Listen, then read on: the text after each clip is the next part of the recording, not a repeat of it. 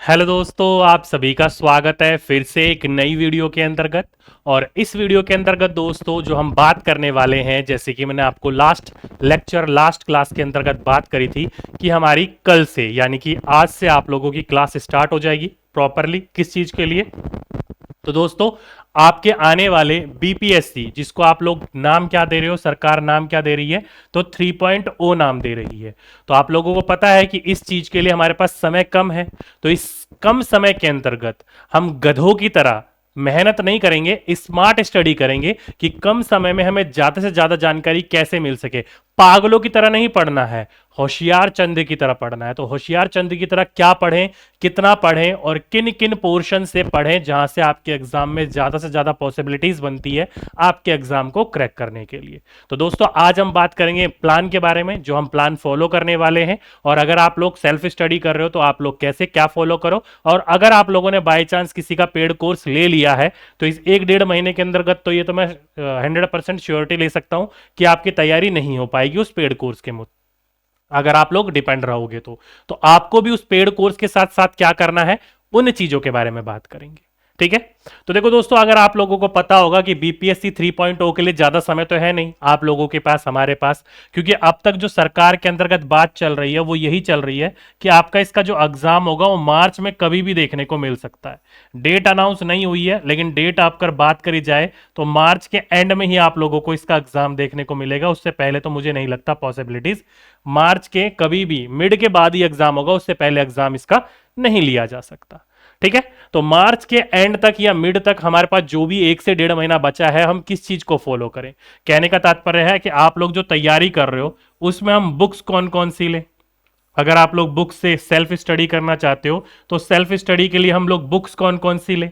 या फिर for example के रूप में, अब अगर आपके जो प्रीवियस ईयर क्वेश्चन है, तो प्रीवियस ईयर क्वेश्चन आपको पता है अब तक बीपीएससी 2 बार हो चुका है। तो प्रीवियस ईयर क्वेश्चन को हम कैसे हैंडल करें, कैसे टैकल करें, प्रीवियस ईयर क्वेश्चन से पढ़ें तो पढ़े कैसे, इन सभी चीजों के बारे में बात करने वाले हैं। और इससे सबसे महत्वपूर्ण बिंदु जो बात करने वाले हैं, आपके बीपीएससी, आप देखो बीपीएससी 2 हो चुके हैं, जो बीपीएससी टीआरई है 2 हो चुके हैं, एक 1.0 हो चुका है और एक 2.0 हो चुका है। तो इसके अंतर्गत जो आपका एग्जाम था उसमें जो सब्जेक्ट पोर्शन था, उसमें सब्जेक्ट में सबसे ज्यादा आपके एग्जाम में किस पोर्शन से क्वेश्चन पूछे जा रहे थे उसके बारे में भी बात करेंगे, क्योंकि कम समय है। जिस सब्जेक्ट से ज्यादा क्वेश्चन पूछे जा रहे हैं हम लोग उस पर ज्यादा फोकस करेंगे ताकि ज्यादा से ज्यादा नंबर गेन कर सकें। जो कट ऑफ रहेगी आप लोगों को पता है दोस्तों, 1.0 के अंदर बहुत कम थी, 2.0 के अंतर्गत बहुत ज्यादा थी। क्यों? क्योंकि एक में वैकेंसीज बहुत ज्यादा थी, एक में वैकेंसीज बहुत कम थी। तो इसलिए आपका इस बार का जो कट ऑफ रहेगा वो इससे नीचे और इससे ऊपर रहेगा। तो बीच वाली तैयारी हमें करनी है इस चीज को लेकर। ठीक है?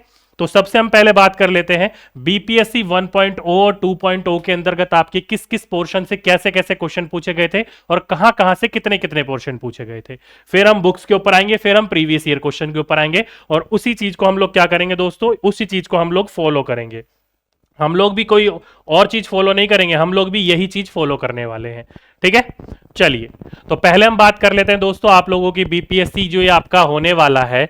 इस बीपीएससी के अंतर्गत अगर आप लोग 1 से 5 की तैयारी कर रहे हो, किसकी?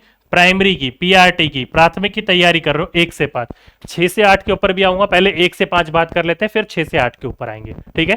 तो अगर आप बीपीएससी 3.0 के अंतर्गत 1 से 5 की तैयारी कर रहे हो तो 1 से 5 के स्टूडेंट को किन किन बातों का ध्यान रखना है, किन किन चीजों का ध्यान रखना है, एक बार उसके ऊपर बात कर लेते हैं, फिर हम लोग 6 to 8 के ऊपर आएंगे। ठीक है?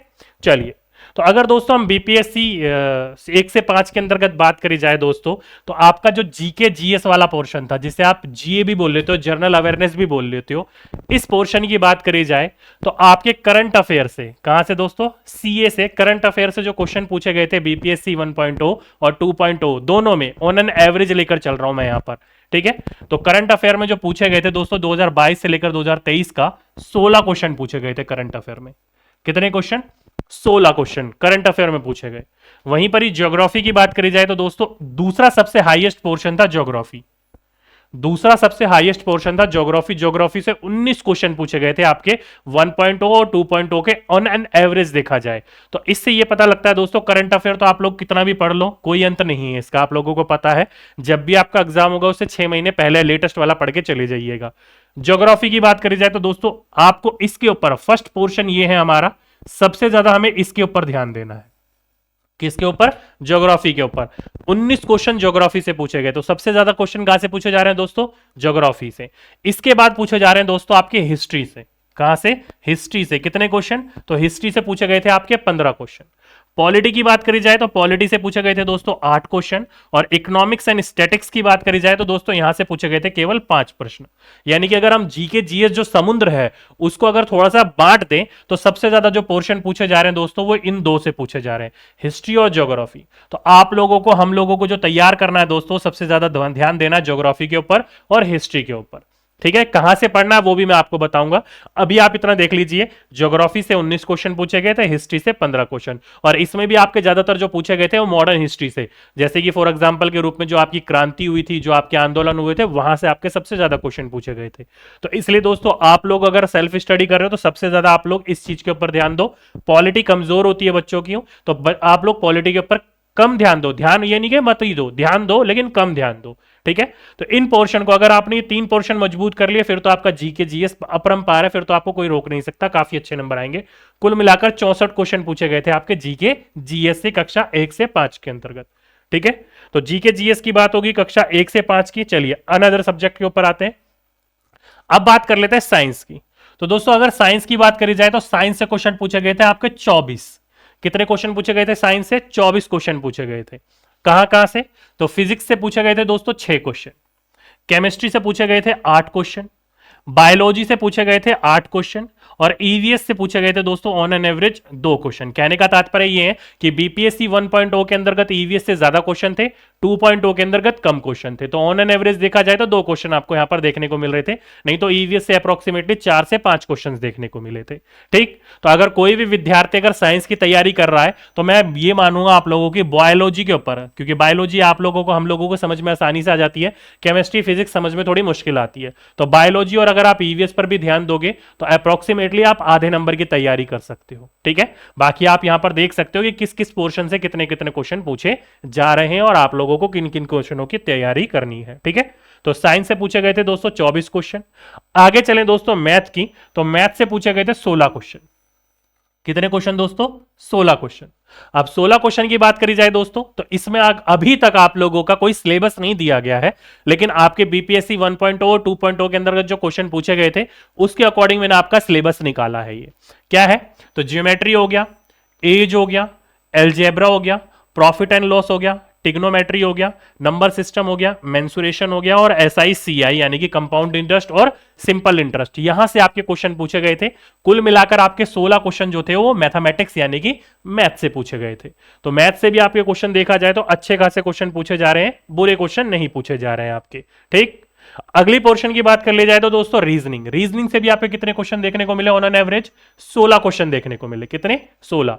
इसकी भी बात करी जाए तो दोस्तों क्लॉक से देखने को मिला, रैंकिंग से देखने को मिला, सीरीज से, अल्फाबेट से, क्लासिफिकेशन से, कोडिंग डिकोडिंग से, और वर्ड का जो अरेंजमेंट होता है, सिस्टमेटिकली अरेंजमेंट जो होता है, वहां से आपके क्वेश्चन पूछे गए, एनोलॉजी पूछी गई, एनालिटिकल पूछी गई, मिसिंग नंबर पूछे गए और फिगर काउंटिंग पूछी गई। तो कुल मिलाकर आपकी जो रीजनिंग थी 16 नंबर की, वो इस वाले पोर्शन से देखने को मिल रही थी। तो अगर कोई भी विद्यार्थी, कोई भी बच्चा अपनी तैयारी कर रहा हो मैथ्स की एंड रीजनिंग की, तो इस वाले पोर्शन पर सबसे ज्यादा ध्यान दीजिएगा। सबसे ज्यादा क्वेश्चन जो होते हैं आपके यहीं से ही पूछे जाएंगे या पूछे जा रहे हैं। अब कई विद्यार्थी कहेंगे सर ये तो आपने पूरा सिलेबस ही बता दिया। फिर भाई अगर आपको ऐसा लग रहा है कि पूरा का पूरा सिलेबस है तो आपने रीजनिंग अभी तक पढ़ी ही नहीं। रीजनिंग इससे डबल है, ठीक है, थोड़ा सा डबल से भी ज्यादा है।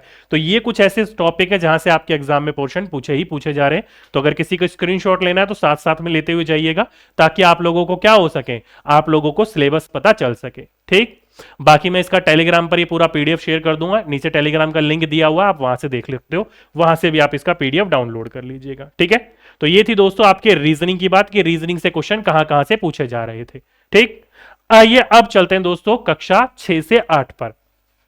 अभी तक जो हमने बात करी दोस्तों वो बात करी थी केवल हमने 1 से 5 की, कि 1 से 5 में क्वेश्चन कहां कहां से पूछे जा रहे हैं। लैंग्वेज की हमने बात नहीं करी, क्योंकि लैंग्वेज में 30 में से 9 नंबर ही लाने हैं, और मेन टॉपिक आप लोगों को पता ही है कौन कौन से हैं। संज्ञा हो गया, सर्वनाम हो गया, विशेषण हो गया, संधि हो गई, या फिर अलग अलग प्रकार के काल का समय हो गया, यहां से आपके क्वेश्चन पूछे जा रहे हैं। और इज ए मर्दा, आर्टिकल वगैरह से क्वेश्चन पूछे जा रहे थे इंग्लिश में, वो तो आपको पता ही है।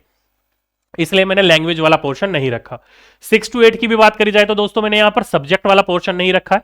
केवल जो 40 नंबर का जीके जीएस पूछा जाता है आपका, वहां से मैंने 40 नंबर का पोर्शन की बात करी है। सब्जेक्ट वाले पोर्शन की बात 6 to 8 में नहीं करी है।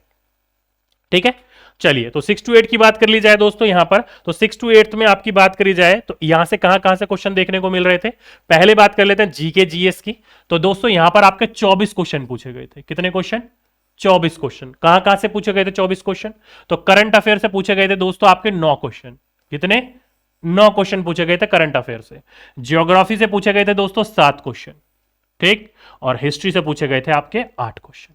तो कुल मिलाकर ये 24 क्वेश्चन पूछे गए थे आपके जीके जीएस के अंतर्गत, जीके जीए के अंतर्गत, करंट अफेयर, जियोग्राफी और हिस्ट्री से। तो यहां से आपके सबसे ज्यादा क्वेश्चन आपके एग्जाम में देखने को मिले। 6 to 8 वाले विद्यार्थी ध्यान रख लीजिएगा। साइंस की बात करी जाए तो साइंस से कुल मिलाकर आपके 8 क्वेश्चन देखने को मिले थे। कितने? 8। फिजिक्स से 2, केमिस्ट्री से 3 और बायोलॉजी से भी 3 क्वेश्चन देखने को मिले ऑन एन एवरेज। ठीक है, तो यहां पर देखा जाए तो कुल मिलाकर 6 to 8 में, 6 to 8 का एग्जाम तो एक ही बार हुआ है, तो कुछ ऐसे आपका पोर्शन देखने को मिला 6 to 8 वालों का। ठीक है, तो ये था दोस्तों मेरी तरफ से एनालिसिस आपका पेपर बीपीएससी 1.0 और 2.0 के अंतर्गत कक्षा 1 से 5 और कक्षा 6 से 8 वालों का। 9 से 10 और 11 से 12 वाला का नहीं करा मैंने। क्यों नहीं करा दोस्तों? क्योंकि आप लोगों को पता है उसमें आपके सब्जेक्ट पोर्शन पे जीके जीएस होता है, लेकिन ऑन एन एवरेज यही था उनका भी जीके जीएस की, इसलिए मैंने उनका ऑन एन एवरेज यहां पर नहीं रखा। आप इससे अंदाजा लगा सकते हो कि आपके एग्जाम में किस प्रकार के क्वेश्चन पूछे जा रहे हैं। ठीक है, तो यहां से दोस्तों क्या आइडिया मिला? यहां से आप लोगों को यह आइडिया मिला कि आपके एग्जाम में कहां कहां से कैसे कैसे और कितने कितने क्वेश्चन पूछे जा रहे हैं। आप लोगों को इस आखिरी समय में सबसे ज्यादा किस पोर्शन के ऊपर ध्यान देना है और किसके ऊपर नहीं देना है। ठीक है, तो देखो दोस्तों जीके जीएस की बात करी जाए तो आप लोगों को पता चल गया सबसे ज्यादा जो क्वेश्चन देखने को मिल रहे हैं वो हमें मिल रहे हैं करंट अफेयर से। और आप लोगों को पता है करंट अफेयर जो है वो एक दिन का काम तो है नहीं, हम लोगों को क्या पढ़ना पड़ेगा? इसको डेली पढ़ना पड़ेगा, और डेली कम से कम इसका 1 घंटा आप फिक्स कर लो या आधा 1 घंटा फिक्स कर लो। ठीक है, अगर डेली आधा 1 घंटा पढ़ते हो आपकी करंट अफेयर तभी कंप्लीट हो पाएगी, नहीं तो नहीं हो पाएगी। ठीक है, इसके बाद अगर आपको सबसे ज्यादा ध्यान देना है तो उसको देना है ज्योग्राफी पर, और उसके बाद देना है आपको हिस्ट्री पर। ठीक है, अब कई बच्चे कहेंगे, कई दोस्त कहेंगे सर ज्योग्राफी और हिस्ट्री तो समुद्र है, उसकी बात क्या करें? तो देखो दोस्तों हिस्ट्री तो समुद्र है, आप लोगों को पता है, लेकिन ज्योग्राफी समुद्र नहीं है। इंडियन हिस्ट्री और वर्ल्ड हिस्ट्री तो पढ़ना ही है, ज्यादा कहां पढ़ना है। ठीक है, कुल मिलाकर बात करी जाए तो अप्रोक्सीमेटली 35 से 40 टॉपिक बनेंगे, इजीली हम लोग कवर कर सकते हैं। और वो 35 से 40 टॉपिक पढ़ने की भी जरूरत नहीं है, उसको आपको क्या करना है? आपको अपने प्रीवियस ईयर क्वेश्चन के साथ जोड़कर चलना है। किससे?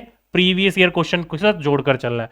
मानकर चलिए प्रीवियस ईयर क्वेश्चन ज्योग्राफी की बात कर ली जाए तो ज्योग्राफी का एक पोर्शन था एक्स वाई जेड, कोई सा भी एक टॉपिक मान लो, नदी का, पर्वत का, कहीं का भी, मैंने एक्स वाई जेड मान लिया।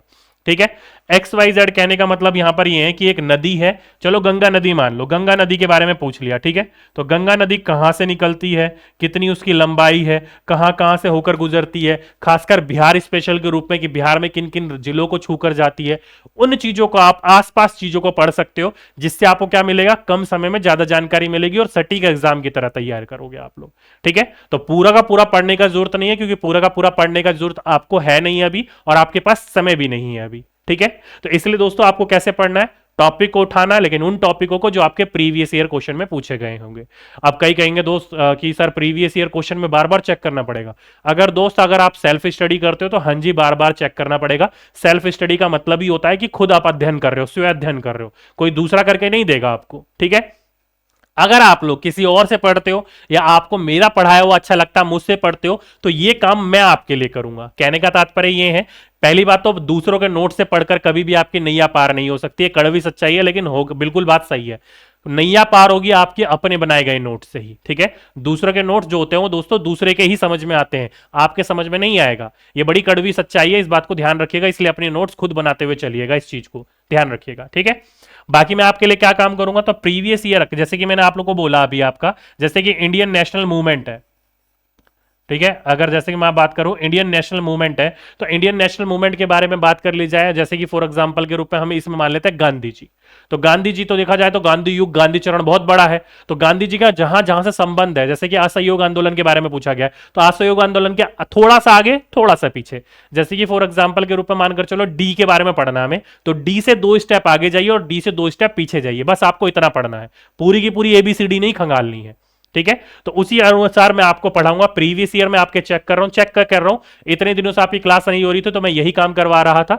आपके मेरे प्रीवियस ईयर क्वेश्चन चेक कर लिए हैं, कहां से पूछे जा रहे हैं वो भी चेक कर लिए हैं। उससे 2 स्टेप मैं आपको आगे पढ़ाऊंगा, उससे 2 स्टेप मैं आपको पीछे पढ़ाऊंगा। कहने का मतलब है प्रीवियस ईयर क्वेश्चन ही पढ़ाऊंगा, लेकिन उसके साथ साथ थियोरेटिकल पोर्शन कंप्लीट होता हुआ चलेगा। ठीक है। तो उसको घबराइएगा मत। आपके कम समय में इस जो ये दिन बचे हुए हैं, इन बचे हुए दिनों में हम सबसे बेटर तैयारी ऐसे ही कर सकते हैं और किसी भी तरीके से नहीं कर सकते। आप सोचोगे थियोरेटिकल पोर्शन पूरा करवा दो, मैं करवा सकता हूं लेकिन आप नहीं कर सकते हो। ठीक है। करवाना और करना दोनों चीज अलग है। मैं करवा दूंगा लेकिन आप नहीं कर पाओगे। मेरे करवाने का फायदा ही नहीं है जब तक आप नहीं कर पाओगे। इसलिए ये चीज मैं आपको करवाऊंगा तो मैं भी करवा दूंगा और आप लोग भी कर लोगे, तो इससे आपको ज्यादा से ज्यादा बेनिफिट मिलेगा आपके 3.0 के अंतर्गत। ठीक। तो ऐसे तैयारी हम लोग लेकर चलेंगे। उम्मीद करता हूं आपको अब समझ में आ गया होगा कि प्रीवियस ईयर क्वेश्चन को हमें कैसे बेनिफिशियल बनाना है, उसको कैसे टॉपिक के साथ जोड़ते हुए चलना है, सबसे ज्यादा किस टॉपिकों पर ध्यान देते हुए चलना है अभी, कि एग्जाम पॉइंटों को ध्यान रखते हुए, कम समय को ध्यान रखते हुए। ठीक है। बाकी ये सारी चीजें जो आपको करवा रहा हूं मैं, ये बीपीएससी 4.0 में भी काम आएगी जो अगस्त में होगी, लेकिन हम वो उस समय होगा तो उस समय के उस समय देख लेंगे, वहां तो हमारे पास टाइम ही टाइम होगा, तो डिटेल में पढ़ लेंगे। अभी हम 3.0 को ध्यान में रखते हुए पढ़ते हुए चलते हैं। ठीक है। तो ये थी दोस्तों आपके लिए मेरी तरफ से एक छोटी सी स्ट्रेटेजी। इसकी बात करी जाए तो इसकी पूरे का पूरा पीडीएफ मैं आपको शेयर कर दूंगा, नीचे डिस्क्रिप्शन में टेलीग्राम चैनल का लिंक है, और साथ ही साथ में पहला कमेंट जो आपको देखने को मिलेगा वहां पर भी इसका लिंक देखने को मिलेगा टेलीग्राम का, जाकर ज्वाइन हो जाइएगा।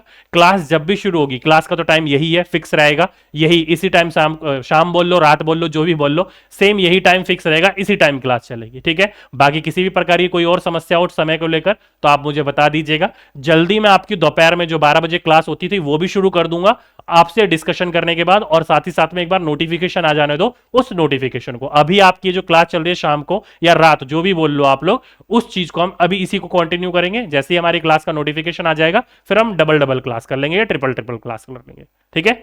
चलिए, तो ये था दोस्तों आपके लिए एक छोटी सी स्ट्रेटेजी। उम्मीद करता हूं आप लोगों को समझ में आ गया होगा। बाकी कोई भी आपका फिर भी सजेशन रहता हो तो नीचे मुझे कमेंट बॉक्स में लिख दीजिएगा। अब आपकी क्लासेस हो चुकी है शुरू, अब आप लोग कमर कस लीजिए अपनी पढ़ाई के लिए। ओके। तो चलिए दोस्तों, आज के लिए अभी के लिए बस इतना ही। उम्मीद करता हूं आप लोगों को समझ में आ गया होगा जो मैंने आपको समझाया। इसी तरीके से आप लोगों को नौकरी मिल सकती है, आपकी नौकरी एक सीट पक्की हो सकती है। ठीक। बाकी अब अपनी रेगुलर क्लास में मिलेंगे कल से। जब तक के लिए सभी दोस्तों को धन्यवाद।